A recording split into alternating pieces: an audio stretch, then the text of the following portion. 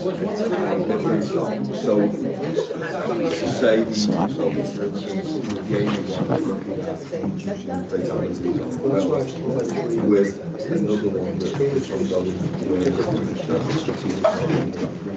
so if they're trying to group them together, it's not making So I've not got it through here now. of course. It's fine, it's working. Why is that? Has Loretta got it on her screen?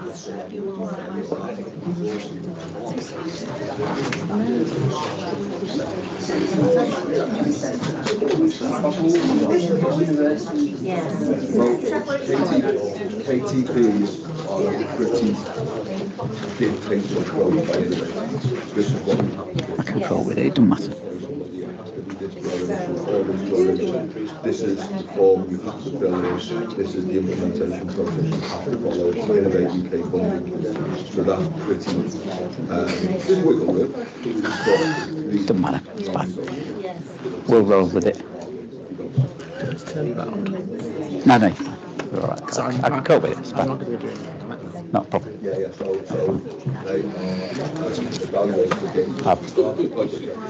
Right, good morning, everybody. If I could just bring us all together. Welcome to the Knowledge Exchange here at Leeds Beckett University. If you've not been here before, this is our business engagement space as a university to engage all things knowledge exchange.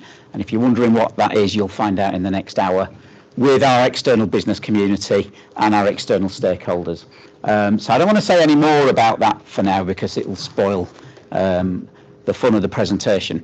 So first thing I want to say is this session is all about trying to get everybody up to a common understanding of what knowledge exchange actually is, because it's a phrase that's been introduced to the world of universities probably over the last 4 or 5 years, and it's been called all sorts of other things, but it is quite unique and there is a special definition of what knowledge exchange is. So my name's Simon Baldwin, I'm the Associate Director for Knowledge Exchange, so hopefully I know what I'm doing. We are live streaming this, but at the moment we don't have anybody joining us live on stream, but you never know, that might happen. So normally in these sessions we say, make sure your phones are switched on to silent, etc., etc. But I would like you to get your phones out and join in some interactive activity. You can use your mobile phone or you can use tablet, whatever it is. And if you either capture that QR code or go to Slido and enter that number. And in a minute, I'm going to ask you to do the following. That will still be there. Okay, so there's a QR code. So the question is, what activities and services do we provide at Leeds Beckett that are considered to be knowledge exchange? And all I want you to do is fill in as many chances as you want. We've got 2 minutes. So short word answers, we're going to build a word cloud, but I'm interested in what you think knowledge exchange is at Leeds Beckett. I'm going to give you 1 clue, or rather 6 clues, and they're sort of all surrounding us. It gives us some flavour of what knowledge exchange is about. But put them all in and we'll see what comes up.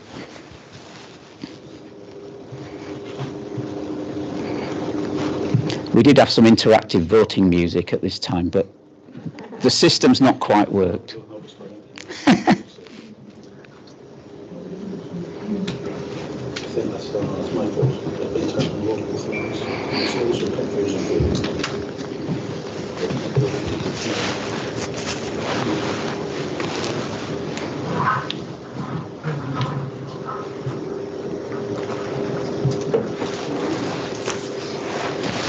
As many as you can in 2 minutes.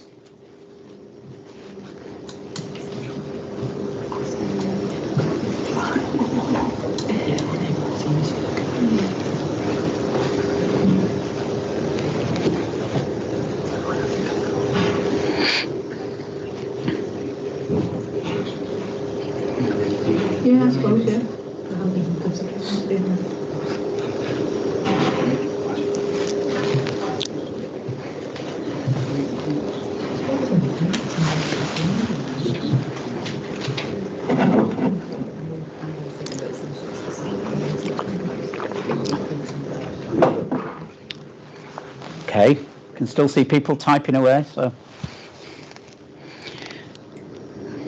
see where we go.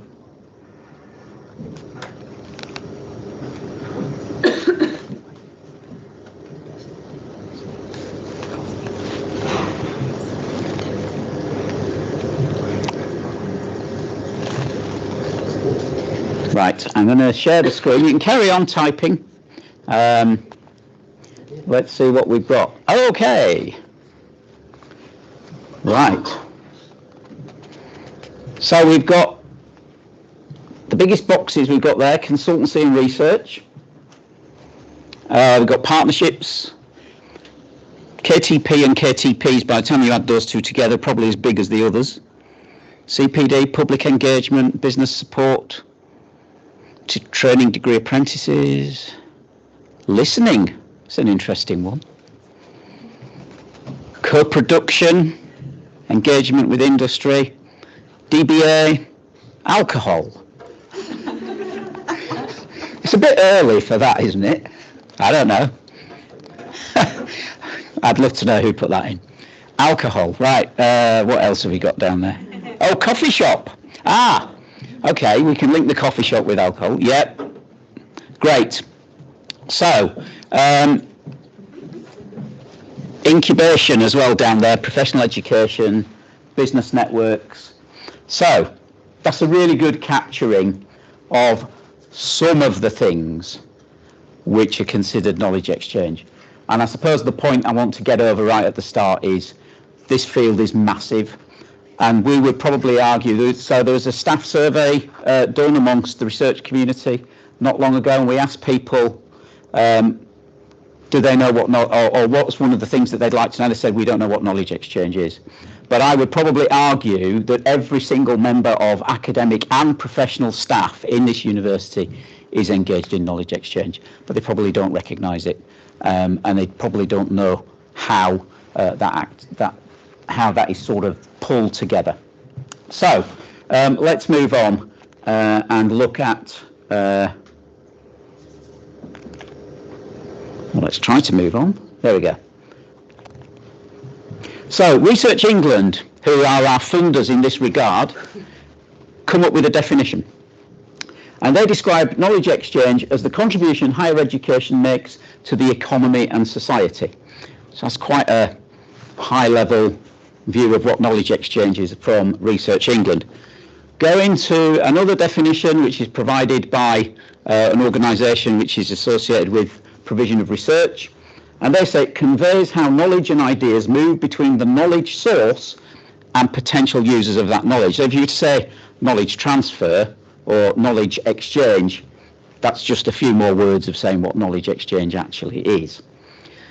Perhaps the most appropriate definition for us came from a government department a few years ago when knowledge exchange appeared, which was BEIS, which was the Department for Business, Energy and the Industrial Strategy.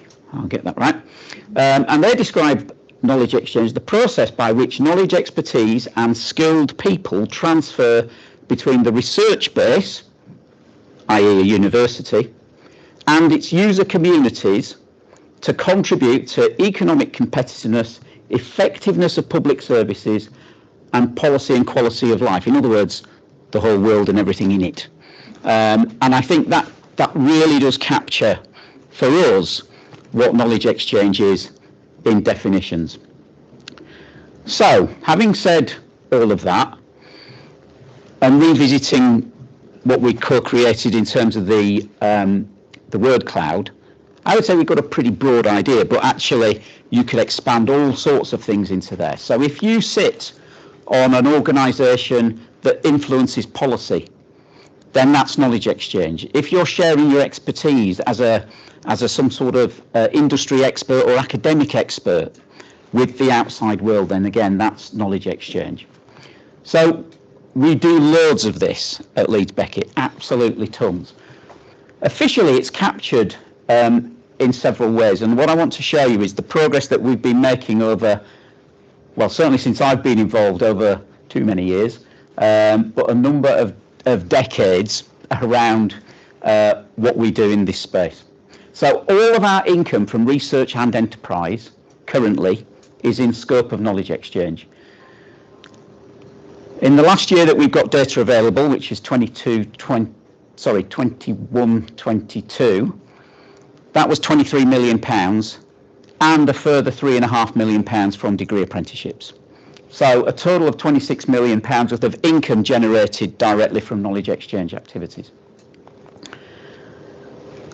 Then on top of that, we've got all of the non-monetised stuff. So networking events, public lectures and exhibitions. So all of that sort of thing is classed as knowledge exchange. We've also got significant work with and through partnerships. And in particular, as you'll be aware, the university's really grown its civic role over the last 5-6 years, leading that anchor network here in Leeds, working with all the big organisations that are based in Leeds, so the City Council, the Health Authority, the teaching trusts, etc., etc. And that's all about sharing our expertise and our knowledge to better the place that we're in. Our knowledge exchange work at Leeds Beckett, though, is driven by our academic expertise. We have a huge wealth of what we describe as being practitioner academics. So academics who have either come from industry or go out to industry and then come back. But the vast majority of our academics have been there in what we might describe as the real world rather than the ivory tower of pure academia. And we respond to real world challenges. And if we look at our research strength through the previous research excellence framework, we can absolutely identify that. And in particular with our impact case studies, which says, on the basis of our research, this is how we've changed the world. And in some cases, that is exactly what Leeds Beckett does. So it's a phenomenal amount of resource that we've got here at Leeds Beckett University. And the important thing is that knowledge exchange and research are interdependent. So our research feeds the knowledge exchange, and the exchange of knowledge and the input we get from our external partners helps us to shape our future research. So it's a perfect combination. And the only bit of research which is not knowledge exchange is pure academic research. So if you're writing a research paper for research purposes, or if you're funded from one of the UK research councils and it's not a collaborative piece of work, then that isn't in the scope of knowledge exchange, but everything else is. So if you're doing contract research, if you're doing research funded through UKRI, but with another partner, either another academic partner or an industrial-based partner, then that absolutely is knowledge exchange. So at the moment... Can I ask a question? Yeah, of course you can, Sue. Is research that is done by academics in the university on the student experience, learning and teaching, in order to improve the university's teaching, that may not be shared outside, does that count as knowledge exchange if you're building staff and student expertise for the future? Okay, so as it's officially measured by Research England and others, no. But I would argue it's internal knowledge exchange. And it's not very difficult then, from whatever you've learnt, to share that with other universities. Not that we want to give away any competitive edge that we might have, but those sort of networks, those external networks where we might share that expertise, that absolutely would be knowledge exchange. So if we're doing it for ourselves and we keep it internally, then no, it's not. I think, but if we're doing it, if it's disseminated externally at a big national conference about, then that would be. Yeah, okay, absolutely. Thank you. Yeah. So let's move on and just look at where we've come from. There are two sources now of intelligence around the whole sector about what knowledge exchange is being done in each university. One of those is something that some of you who've been here a long time might have heard about, called the HEBC return, Higher Education, Business, Community and Interaction. It's that measure that I referred to that adds up to £23 million for us at Leeds Beckett. So what you can see here is the progress that we've made since 12, 13 years ago, where we more than doubled our activity. So from £11 million up to, as I say now, £26 million, and that was last year's figure. This year's figure will be coming out in the next few weeks, and I'm pleased to be able to say, although I can't tell you what it's going to be, but it will be higher, and that's continuing the recent trends that we've got there. So what's that made up of, broadly, within the university over the last year? So in the year 2021-22, that £23 million, £14 million from consultancy services. This is academic expertise that we are selling to the outside world. 14 million a year, 4.5 million on research, and those, the boundary between research consultancy is sometimes blurred, but that's still a lot of research activity. Professional development, 3.6 million, and we've got this little nugget which is facilities hire, which is when we sell specialist bits of kit or equipment to the outside world for them to use. And in terms of this data, the key here, it has to link to our academic disciplines. So some of the things that are in really big demand are our sports facilities. Because we teach sport, then all of our sales of sports equipment, the hiring of sports facilities, that's all within scope. Other universities that don't teach sport don't have the luxury of counting that. So we're in a bit of a fortunate position there. And you can just see in the last 3 years the progress that's been made on those three headings. I'm not going to dwell on that because we'll unpick some of this going forward. So that's where we've come from and where we're heading. The second area that has been introduced more recently, where universities are all measured collectively around their knowledge exchange, is called the Knowledge Exchange Framework. And this was introduced about 3 years ago by Research England in order to do exactly that, to measure and compare how universities perform in knowledge exchange. So you'll all be aware of Teaching Excellence Framework and the Research Excellence Framework, and along comes Knowledge Exchange Framework. Its objectives and its aims were to increase efficiency and effectiveness in the use of public funding. So this is about accountability. The university receives funding every year to do more and more knowledge exchange. It's called HIFE, you may have heard of it. And on the back of the growth in our HEPSI return, we have generated more HIFE funding for the university. So it's a little like Research Excellence produces QR. That's the funding that schools all get as an academic community to further their research.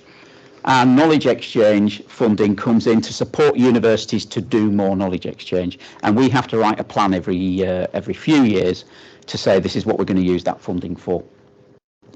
The other reason that they brought in a knowledge exchange framework was they recognised that research ecosystems in different universities were pretty well developed, but knowledge exchange was a little bit more amorphous. And as we've learned, it's everywhere and everything. So how do you sort of coalesce strategies around it? How do you do continuous improvement? How do you learn from your peers? So that was another part and objective of the knowledge exchange framework when it came in. Two parts to that framework. The metrics we'll come on to and look at in some detail, because that's the measure, that's what people are saying, compared to other universities, this is where Leeds Beckett is. And then the Knowledge Exchange Concordat, which is much like the Research Concordat, for those of you who may or may not be familiar with that, is about the governance from a university perspective of knowledge exchange. So this is quite new for us. In fact, it's very new, because we've never had a framework that says, how do we govern our consultancy practice? How do we reward our staff for their engagement in knowledge exchange? We do that in research, we do that in teaching through reward, recognition, progression. We don't really do that in knowledge exchange terms. And that's what the Concordat was brought in to try and do. So I'm just briefly going to give you the headings. There are 8 headings of the KEF Concordat. It's a self-assessment that we have to put in against that and say, how do we do on the mission of knowledge exchange? Is knowledge exchange explicit in the university strategy? And I guess most of you look at me and go, well, no, it isn't. And that's what we found when we had to do this. It's not explicit. It's there because it's everything that we do. So when we talk about having good neighbours, being a good neighbour to the city council, being a good neighbour to our people who actually live in Headingley, we talk about everything that we do that is knowledge exchange in the strategy. We just don't call it knowledge exchange. So we've done a lot of work over the last 2 or 3 years, and that's starting to change and be influenced. Do we have clear policies on knowledge exchange? How do we do the engagement? And then the stuff at the bottom, the HR stuff, do we reward and recognise staff for their contribution in this space? So that's the Concordat. We're due to resubmit to the second KEF Concordat early in 2024. But we don't yet know the form that that's going to take. Last time it was a self-evaluation. I suspect what we've heard is that this is what you said, this is where you said you were, where have you moved, and what are your new priorities? So it's going to be fairly light touch, and that one's organised by UK, Universities UK, not Research England. The thing that's organised by Research England is this, the KEF metrics. And the KEF metrics basically are in 7 perspectives. So these are the 7 named perspectives that Research England have come up with to say this is how we're going to measure universities in terms of their knowledge exchange. So what's the activity around research partnerships, working with business, the public and third sector, CPD and graduate startups, local growth and regeneration, IP commercialisation, and public community engagement. So that's how they've divided knowledge exchange up into those 7, if you like, packages. There's lots of data behind that, and I'll come on to that in a minute. But 2 of those areas, local growth and regeneration and public community engagement, it's data plus a narrative, because what they recognise is the data that's available on how universities influence local growth and regeneration doesn't tell the whole story. So they allow universities to put in a narrative that says, this is what's specific to us at Leeds Beckett, and this is how we do it. Same on public and community engagement. But the metrics that go into behind this and produce the framework that we'll eventually get to require a lot of inputs, and this is a bit technical, but I think I wanted to share with you because you can see the sorts of things that you might be engaged with that contribute to the measurement of knowledge exchange. So it's a huge long list. Research partnerships, there are 2 inputs to that. It's the contribution to collaborative research that we get in from outside partners, hence the word partnership, in cash as a proportion of the total public funding of Leeds Beckett University. So that's one of the measures. So the interesting thing here is it's a relative measure. So it's not just the total amount of cash we get in, but it's the proportion that is of our total public funding. And the other thing here is co-authorship of academic outputs with non-academic partners. Now, this isn't data that we hold, this is data that's harvested outside by an external organisation that basically trawl through all the academic literature, work out co-authorship between a university where it's listed as Leeds Beckett University in partnership with X, whatever or whoever X might be. And those 2 factors, those 2 metrics are combined to produce the output score on research partnerships. I'm not going to go through all of them, but you can see there on screen the range of activities that the university undertakes that go into producing these metrics. SMEs come up an awful lot, small and medium enterprises. So how the university engages with SMEs and non-SMEs, really important, and it's important that we can capture that data, and that's not always straightforward either. The last one I just want to talk about there is right at the bottom, public and community engagement. Self-assessment based metric. So it is a self-assessment, and but it's not, oh, we're really good at that, we'll go into the top box. You have to evidence it. You have to. It gives you a very clear guidance on, once you've got your evidence, what score that would enable you to give yourself. And it is validated. So they do moderate it, but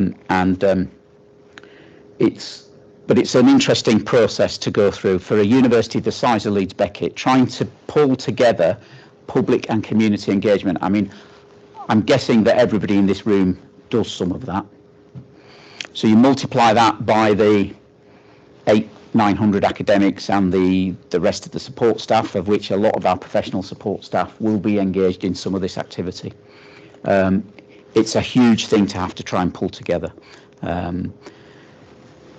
So let's move on, because once you've got all of these scores, what they recognise is that universities are not the same. All universities are not the same. So when you're trying to measure and get a view as to how do universities compare and contrast on knowledge exchange, they don't want to be comparing the University of Oxford with Leeds Conservatoire, for obvious reasons. They're a completely different animal. So what they did here, in the view of basically saying we don't want this to turn into a university league table, is they absolutely got rid of the idea that you could rank everybody and turn it into a league table. Except not quite, and I'll tell you about that later on. So what they did was they clustered universities together. They came up with an idea that said, we've got different types of university institutions across the sector, and they gave them all letters of the alphabet, and they weren't going from A to E or A to F, where A was obviously Oxford and Cambridge and the top Russells, and F might have been some of the smaller specialist universities. Now, they gave them all random letters of the alphabet, so that they couldn't be ranked in that way. So they did their best to hide it, but nevertheless, universities got placed in clusters that they felt not happy with that. So our initial cluster at Leeds Beckett, so KEF has been around now for 3 iterations. They just released KEF 3. KEF 1 and 2 came out 2 and 3 years ago. And for the first 2 KEFs, Leeds Beckett was placed in Cluster J. Cluster J was defined as mid-sized universities with limited funded research, generating limited world-leading research. We didn't quite like that definition. It didn't feel like Leeds Beckett to us. And these were the universities we were placed with. So as far as knowledge exchange framework was concerned, we were being directly compared with all of those universities that are in that list. Some of whom we'd have gone, okay, but actually not many of what we consider to be our competitor universities or our benchmark universities are in that list. And then something changed, because what they decided to do for KEF 3, which came out in September, was revisit the clustering. And the driver for revisiting the clustering was the results of the REF of 2021. So the Research Excellence Framework, where this university made huge strides from where we'd been in the previous Research Excellence Framework, meant that they re-evaluated what they thought of Leeds Beckett in terms of the universities it should be compared with. And we are now, for KEF 3, in Cluster E, which is large universities with a broad discipline of portfolio, both STEM and non-STEM, generating excellent research across all disciplines. Just even the description is hugely significantly different. And we are a number of about a dozen universities which changed clusters. Some went the other way. Whether you call that a promotion or a relegation in league table terms, you can judge for yourself. But of course, that's not what this is about. This is about just getting homogenous groups of universities together. And this is now the list that we are compared with. And whoopee, where we go, we've got Anglia Ruskin, we've got Sheffield Hallam, we've got Bradford, we've got Huddersfield, we've got John Moores, De Montfort, Coventry, Northumbria, Teesside, Bradford, all the ones that you'd have thought, yeah, we can sort of relate to that. And so even before we knew the results, the university, we went cock a hoop with this because this is really going to help our PR, because we can describe ourselves as a large university with excellent research across all disciplines as measured by Research England. But we were concerned when we knew we were moving cluster, because if you think, how does Leeds Beckett, with all of those activities we talked about in terms of knowledge exchange, compare with our cluster, in cluster J, you'd have thought, whoa, we're going to come out quite well compared to the rest of that grouping. And then you look at these and you go, ooh, how are we going to measure ourselves now against this group? So there was some nervousness before. So we got told in, I think it was May or June, that we'd moved cluster, and we had to wait till September for the results.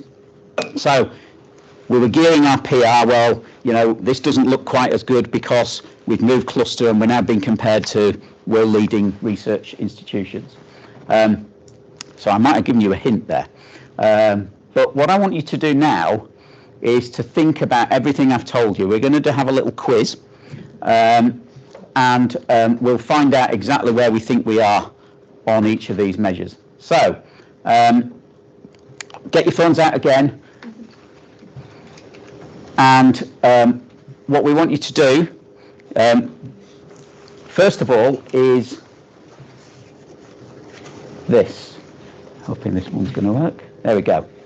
So, in terms of levels of engagement of those 7 perspectives, put them in order where you think Leeds Beckett would be from highest to lowest. Okay? So you've got the 7 perspectives there. So in terms of levels of engagement, i.e. the measure of how good we are at these things, just put them in the order that you think they'd be in. We'll just take about a minute to do that.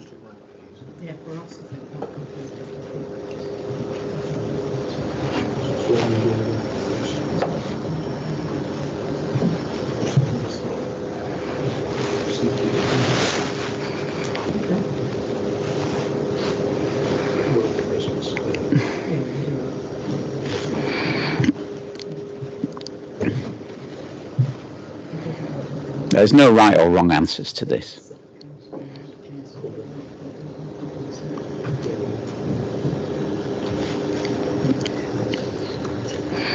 And anybody in my team who gets this wrong. Oh, it's anonymous. Well, this bit is anyway, yeah.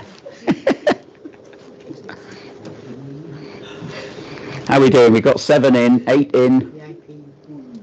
Still 3 of you typing away. How many we got in the room? 1, 2, 3. We'll delay it a little bit longer. We'll get up to 11. Okay, well, you can still keep voting, but let's have a look what we think. Okay, so equal first for working with business and public communicate. So we think those 2 are our highest. We think working with the public and third, got some movement coming in there. Public and third sector, research partnerships down in 4th, and then we're going down to local growth, CPD, and finally IP and commercialisation. Not bad, not bad. There'll be a few surprises as we go on here. So these are absolutes. So the one thing that the KEF will allow you to do is produce a league table if you wanted to, because we do get compared to the whole of the university sector, and that's what this is measuring. And then we get compared to our cluster. And so what I now want you to do is stay on your phones and join a quiz which looks at how do we compare to that new cluster, that cluster E, with like universities. So if you can, here you do have to put your name in, or a name, doesn't have to be your name.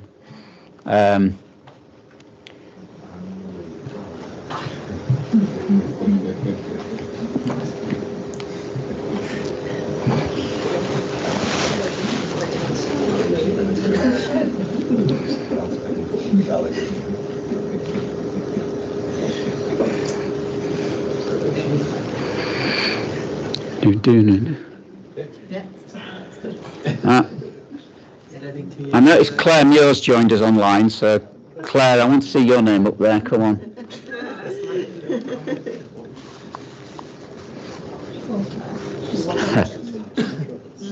Okay, are we all in that wants to be in? We're going to move on, because...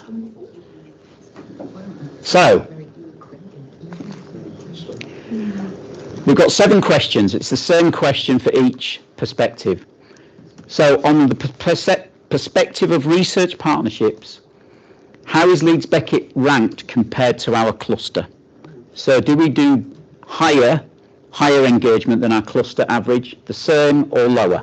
And it's going to be the same question for all 7 perspectives. So compared to that basket of universities that we're now compared with, in terms of research partnerships, are we higher, lower, or the same? I feel like Bruce Forsyth. I think higher. Okay, we've got 11 votes so far. Come on. Click a button. Ooh. 12, 13. Come on, who's not voted? Okay, well, we're going to show you the result.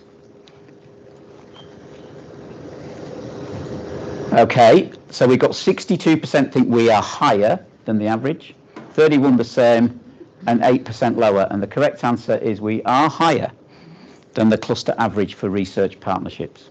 So well done to the 62%. So next category, working with business. How do we compare to our clusters?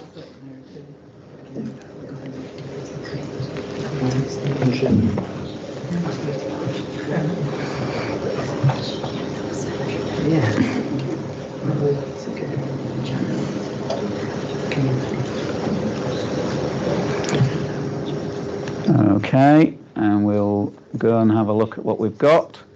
So 85% of you think we do better than the cluster average on working with business. And the correct answer is we don't. We're the same as the cluster average. Doesn't mean to say that's not a good result, because it depends what the cluster average is, of course. Working with the public and third sector. So same question.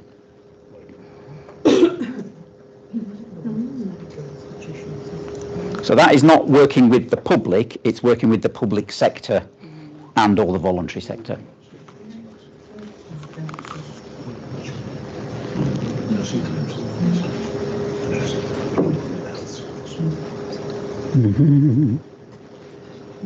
Okay, we'll call that now, and okay, so we're not sure. Late votes coming in.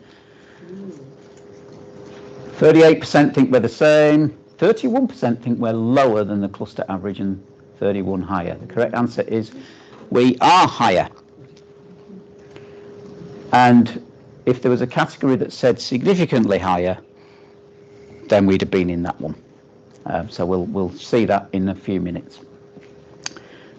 CPD and graduate startups, so professional development and graduate startups, which from that list of definitions is the number of our students who start their own businesses. And that's roughly within 3 years of graduating. So those are 2 separate things that are combined? They're 2 separate things, but they're combined into one perspective. And that's an interesting question in itself as to why they do that.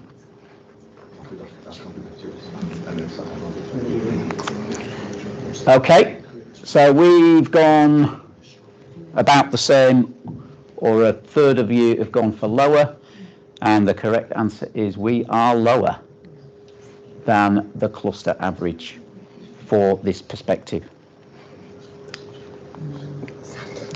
Local growth and regeneration. Definition of local growth and regeneration is the amount of funding or activities that we do which is designed to improve growth and regeneration. So it's about economic development, can be about helping businesses to grow, specific interventions on that business startup sector. Could it be social growth and regeneration as well? Could be, as long as the way they measure this is through the funding that the university gets to do that. So if we're not funded to do it, it won't be captured. Okay.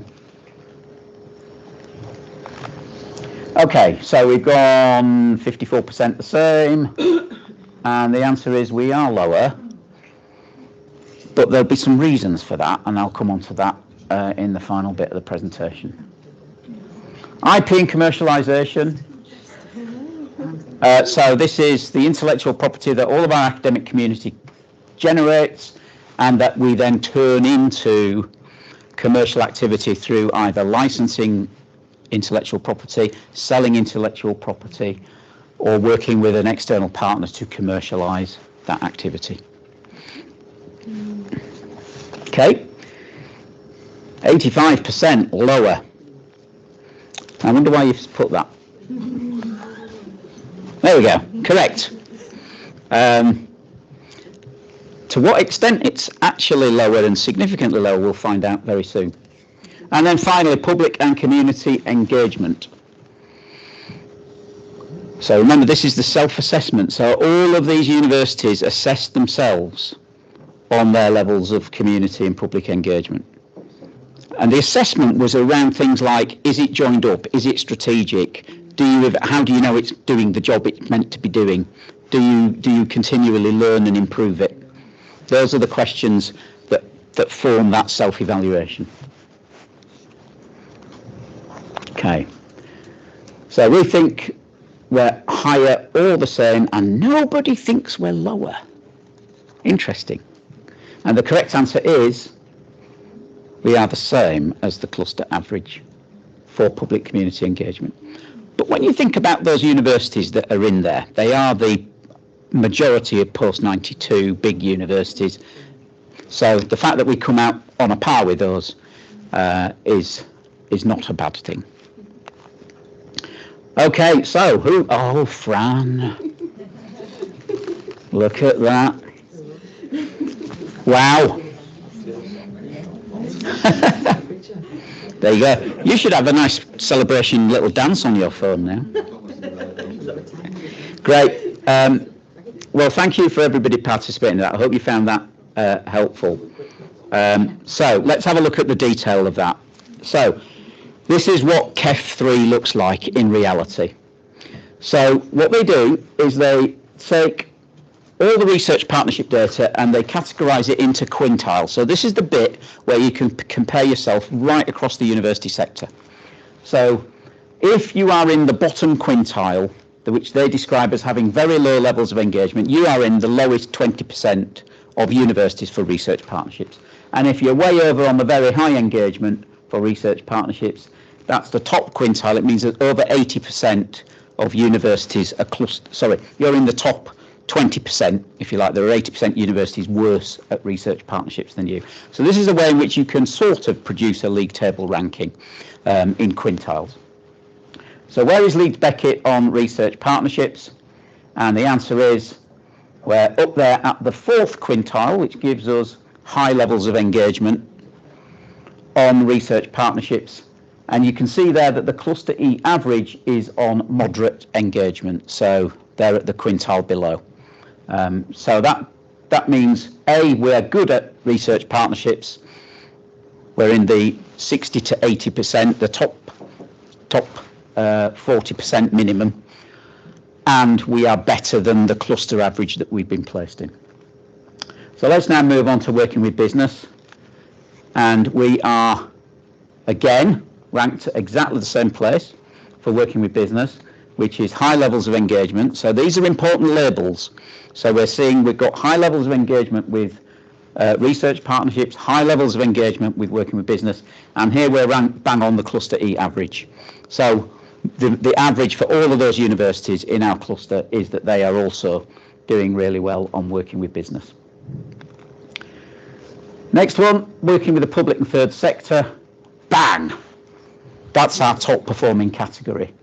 Not surprising when you think about the work we do with the NHS, the work that we do with other publicly funded bodies, local authorities, all of those groups. If you like, So I'd be amazed if we didn't come out where we are on that measure. So we are in the top 20% of all universities for our levels of engagement with the public and third sector.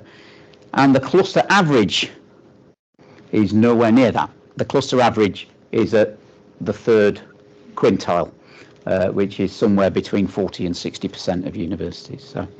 So we're doing really well on public and third sector.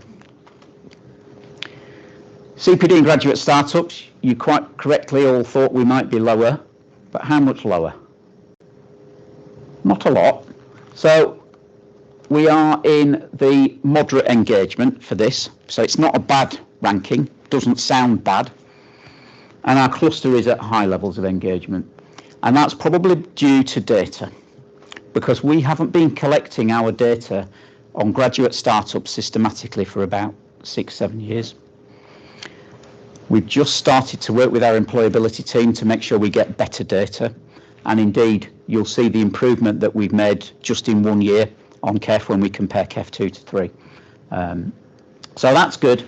We're still not quite up to where we want to be around the cluster average, but it's improving, and we'll see that in a minute. Local growth and regeneration. So, interesting that the cluster as a whole here doesn't do particularly well, and we do less well than the cluster. So we're on low levels of engagement, and that's about choices. That's about where we return our data, and historically we've piled all of our data into consultancy just because that was the easiest thing to do. Now KEF has come about and we're into the third iteration, we're now getting smarter about how we use the evidence that we've got to make those returns. So there's lots of activity, particularly going on in the business school at the moment, where we're supporting the development of the economy using public funds from I'll get this right, the Shared Prosperity Fund, other government funding that sort of replaced some of the European funding that used to exist. And we are now starting to return that activity as regeneration in our annual HEPSI return, and that is having an impact. But we've still got some way to go on that. IP and commercialisation, yeah, again, our cluster's not great at this. We're not a Russell University that's got thousands of spin-outs and commercialisation of IP all over the place. But equally, we're not quite as good as the cluster group that we've been put in. So we've got exactly the same result there as graduate startups. And then finally, public and community engagement. So we thought we were level, or a lot of you thought we were either better or level with the sector. We found out that we are level with the cluster. Where does it put us? It puts us there in terms of moderate engagement. And that's because of the framework of that self-assessment. When you look at what constitutes, and they go on a scale of 1 to 5, and our score came out at 3.5.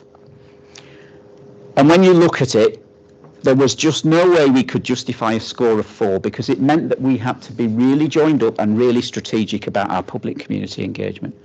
The fact is, at Beckett we do tons and tons of this stuff, so in terms of the amount we do, we're off the scale. But is it part of a coherent, cohesive strategy that the university coordinates and learns from and repeats and invests itself around?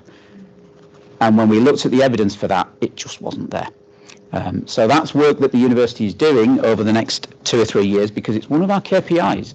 I mean, anybody who knows the university's KPIs, but one of our KPIs is to be ranked in the top quintile for public and community engagement. And it's not just our service KPI, this is a university KPI. So it's really important, and it's something that our new Pro-Vice-Chancellor, when she joined us, was slightly alarmed about, because that's a huge challenge. When you look at how they measure this, to get up in a university of our size, to get up to the level of very high engagement, almost means that we don't want to constrain what people are doing by the nature of creating all of these frameworks and systems by which we monitor and measure it. But it's going to be a bit of a trade-off. So, going to be a challenge there. Right, coming to the end. Research England dashboard. This is how it all looks. So if you go onto Research England, look at KEF3 or look at KEF, Knowledge Exchange Framework, put in Leeds Beckett, that's what you see. This is how it's presented. So what we've got is exactly what I've tried to recreate on those individual perspectives. So the solid coloured bars are where Leeds Beckett is. The lines that go either outside our boxes or inside our pie slices is the cluster average. So what we can see there, research partnerships starting up there in the top, the sort of greenish colour. There we are at quintile 4, and you can see the average for the cluster at quintile 3. So that's what it looks like. So the fuller your pie chart is, the more engaged you are right across the board.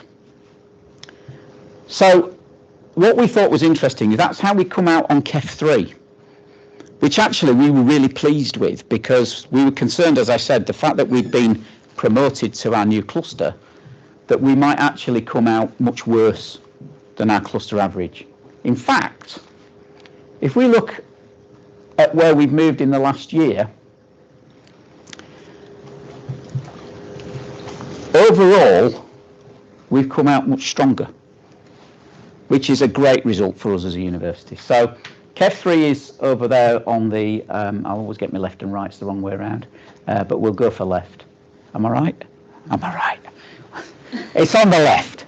So KEF3 is on the left. KEF2 a year ago, this was released in September 2022. So there was one area where we were downgraded, and that was on research partnerships. So research partnerships, we went from the top quintile a year ago to now being in the second top quintile. And I think we don't know why, because the way that they measure it is really, they do the trawl on the co-authorship. So has our co-authorship of academic papers and journals and things, has that reduced in proportion to the sector? Or is it to do with the funding of collaborative research? Because those were the two measures. And we don't know the answer to that. But overall, you can see that if you look here, these were about data choices. I said we didn't have very good data a couple of years ago. So we've improved that, and already in the first year, we've doubled our quintile performance. So we've moved from very low into low.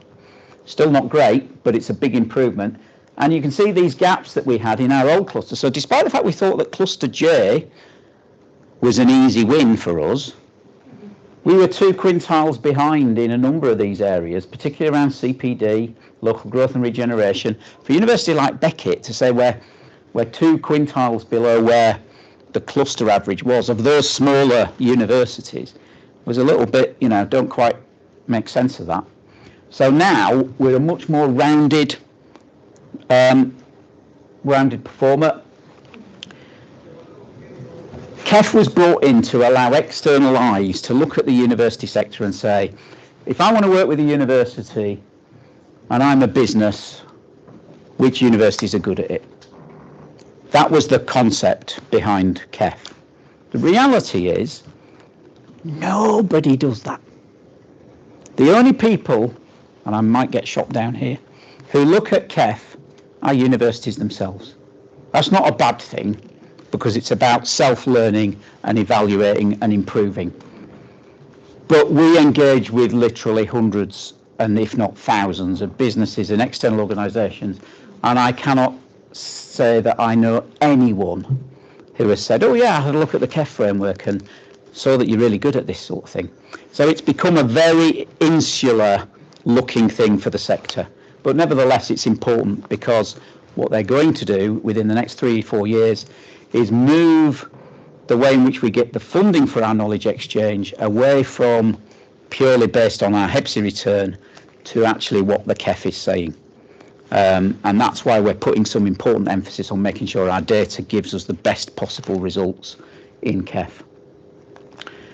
Right, final slide, you'll be pleased to know, bang on time, which is amazing really. So what's next here at Leeds Beckett in knowledge exchange? So again, knowledge exchange features although probably not explicitly in the university's KPIs. There is a KPI that says we will grow our income as measured by the HEPSI return, or knowledge exchange as we're now calling it, to 30 million by the end of the planning period. We're currently at 23 million, and in about a week or two's time we'll be able to update with that the data that we were. But it still means we've got to grow. And there are some downside risks here, because the nature of knowledge exchange funding, it comes in chunks. So we win a big consultancy project or a contract. So I'll give you an example.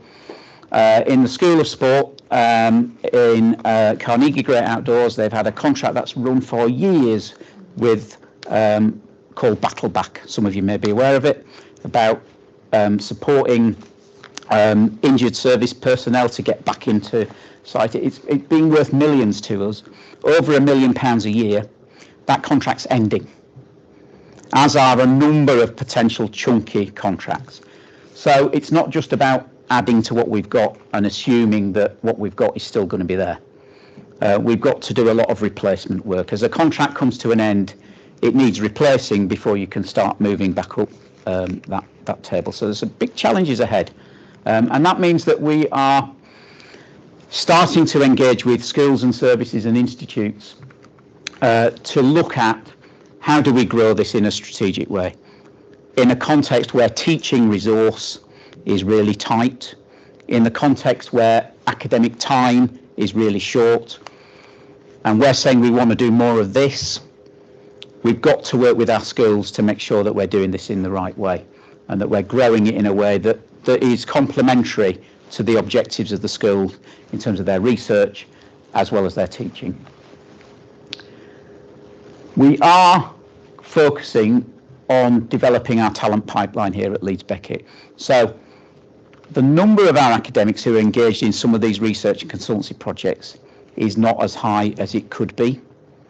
And we know that there are people out there who could do this. And we've got the evidence of what we've done on KTPs, which is a whole new presentation for later on today, to evidence how we can do this, how we can grow capacity and engagement across the university and really hoover up the market.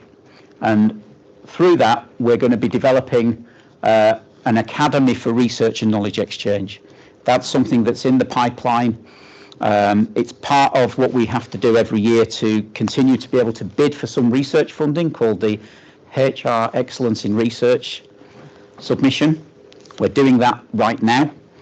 We've got to get that accreditation, otherwise it will exclude us from a whole host of publicly funded research. And part of the package that we have to do there is to say, how are we going to make sure we develop our staff so that we can grow this agenda going forward. So that will be coming sometime next year.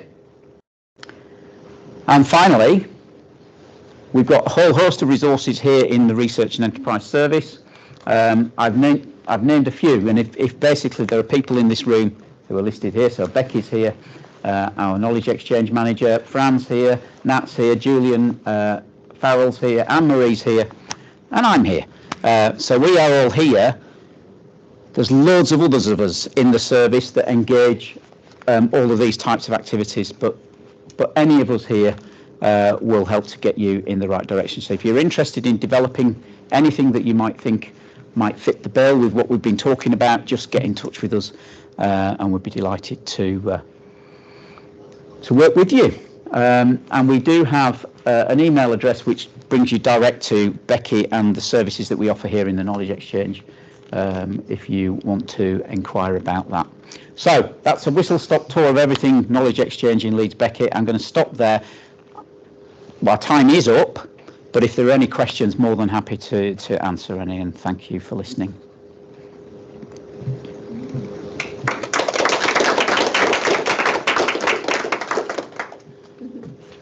Any questions? Hi. We've recently started a speech and language therapy clinic in the university. So we have clients referred in through charities. So we provide student placement. Yep. And clients are referred in sometimes through charities, and we also do some partnership work with these community hospitals, as in see some of their clients. And my question was whether that is construed as a knowledge exchange or could be construed as knowledge Absolutely. exchange. Absolutely. And there seems to be a lot of emphasis about research, but it doesn't quite. We do No, no. some research in the clinic, No. but this seems to be about sort of public. It is exactly that. So that's where it would be captured, and in fact that's where it is captured. So if you were to look at the narrative for the public community engagement perspective on KEF, it's a bit of a beast. But if you ever did have the appetite to read it, the examples of our student-based engagement where we're giving student practical experience in the real world of doing it, that's all captured there. So we've got. So what should I be doing to kind of So. analyse it with knowledge exchange? Or Well, get I think on it's board about with what recognising. you do for me. Yeah, yeah. Well, so the question is, and the question that we often think about, so we do a lot of these things that public and community engagement where it might not be monetised. In some cases it is. But if we think about, for instance, in the law school, we've got a law clinic that our students operate. That is monetised. So we do charge for that service and that brings money in. Now, I'm not saying that we need to charge for your service because it's a service that we need to provide to support our students, etc., etc. But it's a conversation that we can have. And it may be that your expertise in doing that might be applicable in an outside organisation or indeed another university. You might want to say, let's buy Beckett in and find out how they did this. We'll have a bit of consultancy there. So it's those sorts of things that we can think about. We don't want to go in and go, well, this is what you need to do and away you go, because we've got to make sure it fits with your agenda. And the university, every part of the university is so unique about why we do things, not just what we do, but why we do them. So it might not obviously fit one of the boxes we've got, but it probably will. My dean recently sent me some new, I think it was an OFS report about student framework for students in knowledge exchange. Right, okay. Yeah, but that's exactly that. So that would class as, and the beauty of that is it links then to our employability agenda massively, because we're giving our students those real experiences that they can evidence when they're competing with everybody else for the jobs that they're going for. Yeah. Hi. It's not really a question, it's just a sort of thought really. I'm speaking from a business school perspective, which biased an awful lot of my answers earlier on, our answers. Yeah, sure. We didn't come in the top 5. In the business school, we've got superstars like Kath Ashworth. Yep. Okay. Yep. And she's a superstar, right? And she does it with not enough resource. Okay. But Kath doesn't have the time to do research. And then we've got people who are really good at research. Yep. Who don't do the knowledge exchange stuff. And I think if you were suggesting you're going to have to grow it by 25% in 2 years, from 23 to 30, and you're saying you're going to lose some, so you're going to have to grow it really by 30-odd% in 2 years. If you're going to do that, then we need to have a cultural shift where we don't have these silos where you're either a researcher, it's a false dichotomy, you're either a researcher and you should want a research income, or you're a knowledge transfer and knowledge exchange type. We've got to get rid of this differentiation. So if somebody like Kat, who is a superstar, right, if she wants to do knowledge transfer stuff and research, she should not just only be allowed to do it, she should be actively encouraged to do it. Yeah. Now, the impression I have, and impressions can be wrong, is in the business school we're not there yet. We're doing a lot of good stuff. I'm now doing funding applications because George allowed me some time on my program to do so. Yeah. That's only been the last 18 months. Yeah. 2 funding bids, 2 rejections. Yeah. Welcome to the world of funding. Yeah. Do you know what I mean? But if I can ask you please just to take this up with the powers that be and to say, can we start taking some of these shackles off? There are an awful lot of researchers, if they were given the resources, would consider knowledge transfer, and there's an awful lot of knowledge transfer people like that who, if they were given the resources, would do research. And we do seem to be a bit, and again, this is purely business school. No. Happy to be pulled up on wrong on that. No, but I think I don't find it. I don't want to say silos, but there is a sort of cultural problem. You can have a chunk of time for knowledge exchange, or you can have a chunk of time for research. Why not both if you're good enough? Absolutely. And what we find across the university and across our 8 schools is opposites and different versions of that. So some of our schools will have much more focus on research rather than the knowledge exchange aspects of it, or certainly the monetising of it. And some of our schools do that joined up stuff. So there's some work to be done internally on just doing our own internal sharing on that. Complementary. They should Yeah, be competitive. absolutely. My area of research is sustainability. Yeah. I know Yeah. there's opportunities out there in the real world. Yep. But the problem is you've got people in the school that Yeah. build environment, you've got people in Carnegie, you've got people in the business school, Uh-huh. and there's no real linking of all these things, these constellations of resource and ability and talent. Right. You know, and again, this is what I'm saying, we need Yeah. to think a little bit culturally. If we're going to grow 30% in 2 years, Uh-huh. we do need time to sort of take some of But these what- shackles off. So what you've identified there is what is a key plank of the strategy, because it is about that interdisciplinarity. I don't know what the word you want to use. It certainly is a But sustainability. it's what we found. I mean, you mentioned Catherine. Catherine is one of our KTP stars. You know that. Superstar. But that is not just business school stuff. So that's business school working with built environment. It's business school working with other schools. And I think what we're trying to do now is unlock that interdisciplinary stuff, because it's at the margins. If we think about, the development of our obesity institute, that is a really strong collaboration between academics who are predominantly based in the School of Sport, working with academics who are based in the School of Health. And that's really coming together quite nicely. Other places aren't quite as interdisciplinary friendly, if I can use that language. So we've got to work on that, and that's what we're trying to do as a service, to support that. So we absolutely do recognise what you're saying, but we've also got some really good examples of really good practice coming through there, which hopefully will help unlock it. No, and it wasn't meant as one. Yeah, absolutely. Let's crack on and let's be better. Yeah, absolutely. Yeah. Hi. So if you are applying, let's say, UKRI funding stream, Yeah. that is encouraging an academic institution perhaps work with the local authority, Leeds Council, for example, they're an active partner, and you manage by miraculously to actually win the money. Yep. Where would that be classified? Because I kind of find this research knowledge exchange dichotomy a false one. It is. Yeah. You do knowledge exchanges, research is a process, a set of processes of knowledge. Correct. And I put listening, because it's partly about listening as much as it's transmitting. So that kind of funding, which is perhaps more applied, but where would you capture? So it would be. Might you capture So it'd be captured as. So this is the beauty of our knowledge exchange includes research, or the vast majority of the research certainly that we do at Beckett. So the only bits of research that knowledge exchange doesn't cover, as I said, is pure applied, not applied, pure research for its own end. So research council funding that doesn't involve external partners or in any sort of collaboration, that's not knowledge exchange, that is pure research, but that doesn't go into our HEPSI return either. All of the other stuff is called research, but you saw there was 4.4 million of research in the knowledge exchange return, which is the HEPSI return. So it's both. It will be classified as research in the university's systems. Yeah. Great. Well, I'm going to draw it to an end, and you can all go about and do whatever you're doing, but please do more knowledge exchange. We're always delighted to help anybody. And thank you very much. Enjoy the rest of your day.